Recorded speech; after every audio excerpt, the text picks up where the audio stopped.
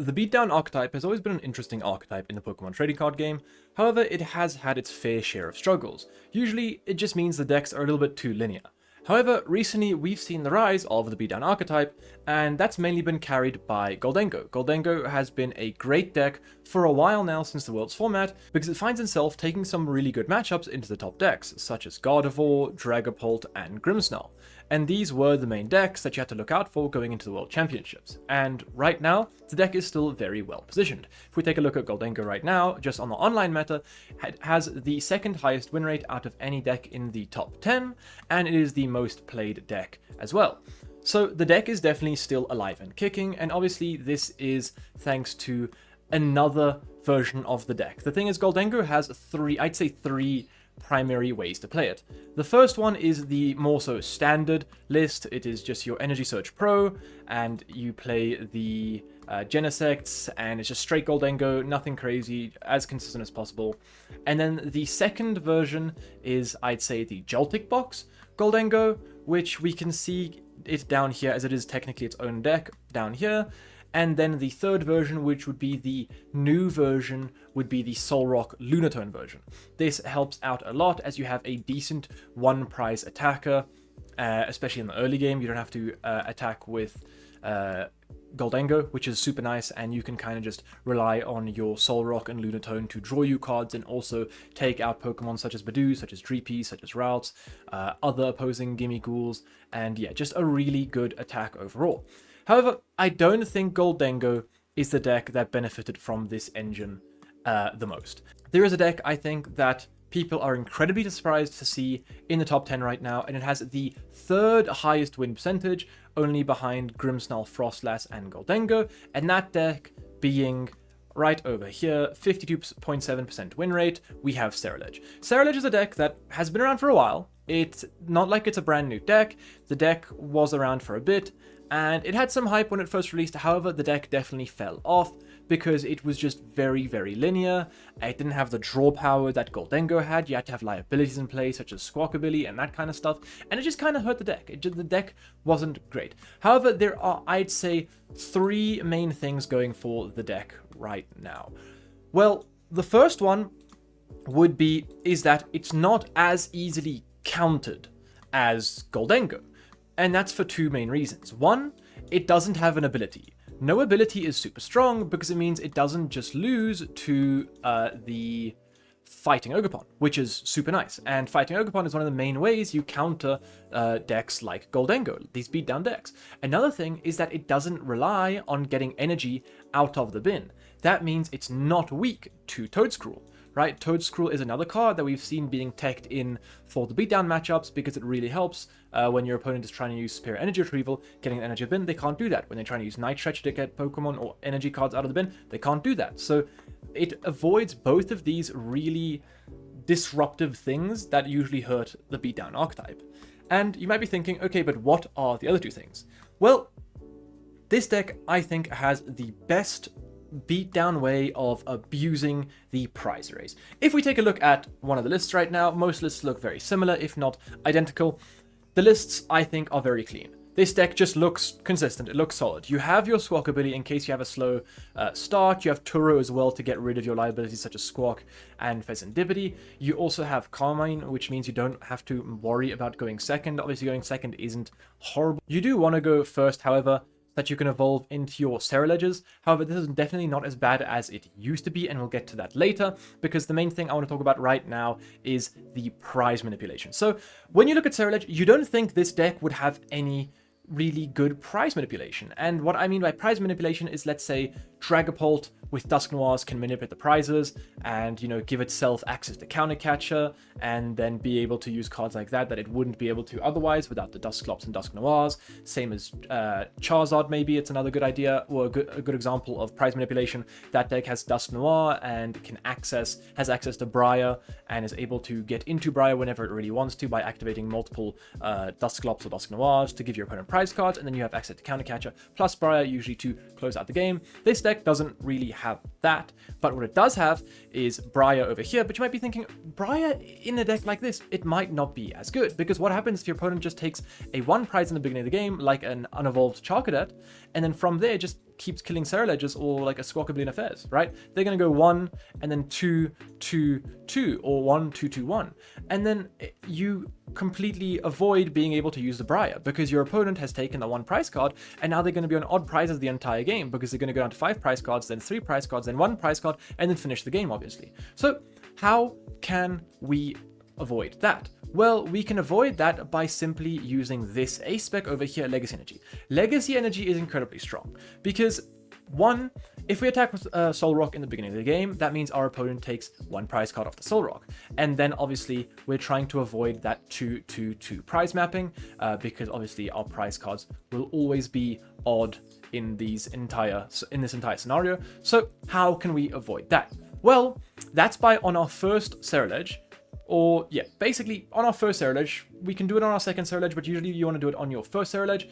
You want to slap that Legacy Energy onto your Ceruledge, and then from there, your opponent's prize map all of a sudden goes 1-1-2-2, right? And that's a lot nicer for you because they're going to take 2 turns to take these 2 prize cards, then they're going to want to take another 2 prize cards, and at this point, they're going to be on 2 prize cards remaining, meaning now you have access to your Briar on this turn, which is very nice, especially for a deck like Ceruledge that is kind of just trying to kill whatever is in front of it. And the problem is sometimes is that your opponent will force up a 1 prizer and just take a swing with that, and from there it might be difficult for you to do anything. Like, let's say Gardevoir, you kill their Gardevoir, but you weren't able to deal with their attacker, and now they're on a 1 prize board state, and now it's quite difficult for you actually to be able to do anything because you have to go through a 1 prizer. Well, now you have access to Briar, and that's really strong because, well, you can just win the game faster.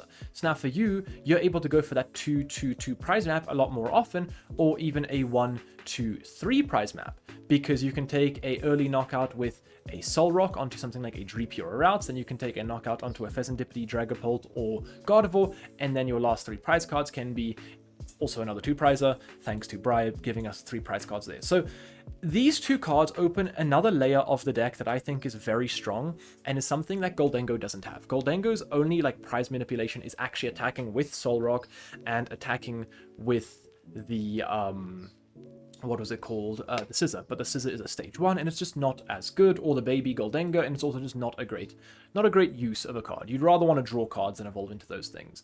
But that is besides the point. And then the last thing is, speaking of drawing cards, Gholdengo, that's what Gholdengo is really good at. Well, what about this deck? This deck, what I said the problem was is that it didn't really have an engine. Well, now we do have an engine, and not only do we have a good engine, we also have a great option for a 1 prize attacker. If we're playing against a deck like Dragapult or a deck like Gardevoir, which sometimes can have a slow start, we can use Solrock, which has an attack called Cosmic Beam that does 70 damage for 1 fighting energy if Lunatone is on your bench. And that is in itself a really nice attack. 70 damage is a great number to swing because, well, we can kill those Reapies, kill those Routes, kill those Gimmighoul's, and it's super nice because, for example, if we're able to take 2 prize cards with this Solrock, we don't even have to evolve into a Ceruledge, right? We can kind of attack, we can force our opponent to take 1 prize card in the beginning of the game, and then force them into that 1-1-2-2 or 1-2-1-2 prize map instead of a 2-2-2 prize map, because we can force up a Solrock. And since the only liabilities we have that we can start with potentially is the Pheasantipity and Squawk, and if we do start these, we can always Turo them up. It is very nice because there's a good chance, one, we're going to start the Solrock or the Lunatone or the Charcadet, meaning we can kind of force ourselves into a 1 prize board state, and we can flood the bench with Charcadets, but we don't have to use the Charcadets. It's not as if Gholdengo, where Gholdengo has to evolve into Gholdengos because that is their draw engine. We don't have to do that, right? Ceruledge is our attacker. We only have to evolve into Ceruledge when we want to swing for higher numbers. But when we're trying to swing for 70 damage or 60 damage, we don't need to use Ceruledge. We can swing with the Solrock, and that is why I think this deck has so many more options and so many more like ways to play the deck than it did have before. Like previously, this deck was very linear. You had to evolve into Ceruledge, and now was your only attacker, right? It was Ceruledge, Ceruledge, Ceruledge. Whereas now you have Solrock, and another thing is the drawing cards, right? We have Lunatone. Lunatone with the Lunar Cycle ability.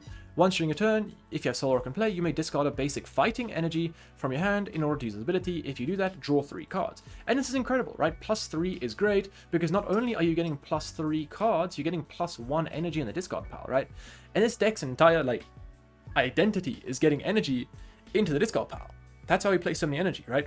we play 20 energy cards, which is the most of any meta deck in the game, right? Gholdengo plays around 11, 12, but this deck plays 20 because you want to get as many energy into the bin to hit for these higher numbers. So you do 30 damage plus 20 damage for each energy in the bin. So if you have 10 energy in the bin, you're doing 200 damage plus the 30, which is 230, and that's a pretty decent number to hit. And then obviously with 5 more, then you're doing you're doing 330, which is a very nice number to hit. That's OHKOing basically every relevant card in the game. Maybe you need one more to kill the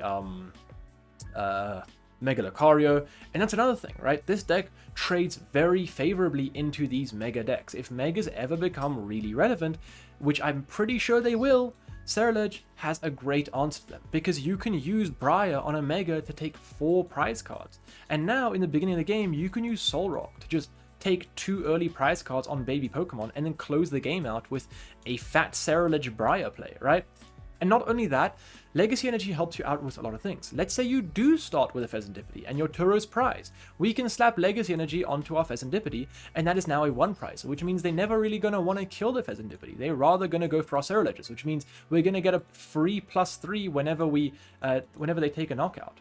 And also, if we have a board state with even just one Ceruledge and then Lunatones and Solrocks and Legacy Energy on the Ceruledge, they can't cheese out or gust around Ceruledge. It's not like they can play around our prize map of feeding them 1 prizes, because we don't have to evolve our Charcadets like I said, like Gholdengo does. We can keep them as Charcadets and keep our 2 prizes as minimal as possible. Because, for example, if we have a Ceruledge inactive with a Legacy Energy attached, let's do Legacy Energy there, we have a Lunatone, a Solrock, and a Solrock, and then like 2 Charcadets or whatever. This is a 1 prize board state. It doesn't look like it, but this is a literal 1 prize board state, right? And it's super nice, because if they took the first prize card, and this is our board state now on the next prize card, they're going to have to take 1 more. It's not like they can cheese out 2 prize cards here unless they have something like a Water Ogapon or something, right? Then maybe we have to be a little bit more careful. But that's not the real problem. The main problem is that they have to go and take 1 prize card, even if it is just killing the Ceruledge. They have to either gust around it, but that's not really helping them, because there's still a 1 prize Ceruledge in the active position, which we can still just chill at a 1 prize board state, and after that Ceruledge goes down, we can bring up a Solrock, maybe to cheese out 1 extra prize card, and then be forced down to those final 2 prize cards, and then from there we can go Briar and evolve into our last Ceruledge, and then just take the game from there. So this deck is actually a lot less linear the more you look into it. And I think it has a very, very good position in the meta right now, because if we take a look at the meta again, its matchups, well, Gholdengo 64% win rate, Grimmsnarl Frostlass 50-50, Dragapult Dusknoir a little bit unfavored, Gardevoir Jellicent a little bit favored, Straight Gardevoir 50-50 on the dot, right? And then we have a few really bad matchups, which is a just full-on 1 prize Alakazam Dunsparce deck, which is 22-50, and yeah, that's just not a great matchup, unfortunately. But you see a lot of these matchups that are actually really good. There's not many really big matchups that are really really bad. The worst matchup you could say arguably would be Dragapult Dusknoir, and even that's sitting at a 46% win rate, right? So it's not like you're just gonna auto lose when you play against that matchup, right? And the reason this matchup isn't as good is because, well, they can actually force you to take prize cards and also take more prize cards or go on odd prize cards themselves, because they can play around that Briar thanks to that Dusknoir ability. That is why usually these kinds of matchups are a little bit more difficult, because they can kind of manipulate their own prize trade. But yeah, so that is why I think Solrock Lunatone kind of saved this deck, because it's an incredible 1 prizer attacker, an incredible draw power, and just all in all a really great package that helps this deck out a lot. So, thanks for watching. If you guys enjoyed, smash like, smash subscribe, and I'll leave a link down below for my Discord. If you guys want a place to talk about Pokemon or just random stuff in general, then join, say hi, and what's up. And yeah, we're almost on 500 people there. And then also, we're almost at 4,000 subscribers. So if you aren't subscribed, subscribe. Really helps, please. Thank you.